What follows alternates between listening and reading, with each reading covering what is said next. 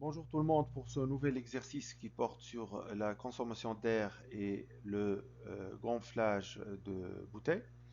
Un plongeur part en palanquet d'exploration avec un bloc de 15 litres qui est gonflé à 200 bars. À son retour, son manomètre lui indique une pression de 60 bars. Donc, première question, quelle est la quantité d'air détendu consommée par le plongeur?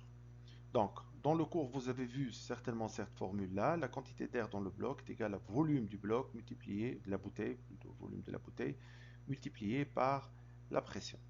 Donc, la différence de pression, donc 200 bars au départ moins 60 bars à l'arrivée, cette différence, on va multiplier par 15, qui est le volume de la bouteille. Ça nous fait 2100 litres, bien sûr, à une pression de 1 bar. Petit p, sachant qu'il est resté 35 minutes à 20 mètres, quelle est sa consommation par minute à cette profondeur? Donc on va négliger la consommation à la descente et à la remontée. Donc à 20 mètres, la pression absolue elle est de 3 bars. La consommation par minute en air détendu, elle est 2100 l'air consommé divisé par 35 minutes. Ça nous fait 60 litres d'air détendu consommé par minute. La consommation par minute à 20 bars, et là on va faire appel à Mariotte, donc P1 V1 est égal à P2 V2 égale à constante, 60 divisé par 3 égale à 20 litres par minute consommés à une profondeur de 20 mètres. Question suivante.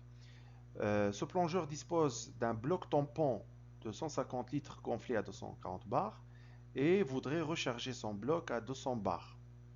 Donc le bloc il est de 15 litres, rappelons. Quelle sera la pression résiduelle dans la bouteille tampon après la fin du remplissage? Donc c'est très simple. Donc le volume d'air dans le tampon au départ, c'est 150 fois 240, ça nous fait 36 000 litres selon la formule. Le volume restant, donc c'est 36 000 moins le volume d'air qu'on va verser dans la bouteille du plongeur, ça nous fait 33 900. Donc, dans le bloc tampon, il nous reste 33 900 litres d'air.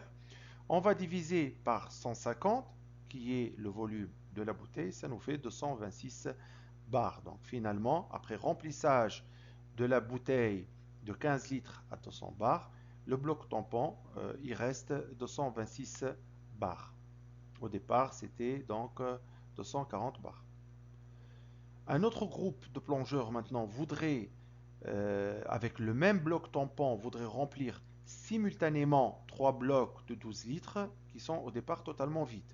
Donc lorsqu'on dit simultanément, c'est-à-dire il y a une connexion en parallèle des différents blocs par rapport au bloc tampon.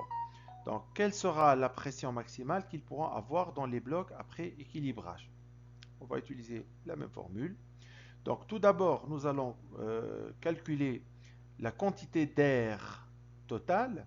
Donc on a 150 litres tampon multiplié par 226 pression tampon, plus 3 blocs de 12 litres multiplié par 1 la pression à l'intérieur des bouteilles vides. C'est la pression atmosphérique, c'est pas 0, hein, c'est 1. Le tout qu'on va diviser par le volume total. Donc on a 150 litres plus 3 fois 12. On va trouver 182,45 bars. Donc cette pression-là, elle sera indiquée sur le bloc tampon et sur les trois blocs de 12 litres remplis. C'est tout pour aujourd'hui. Si vous avez des questions, n'oubliez pas de faire un commentaire. Au revoir.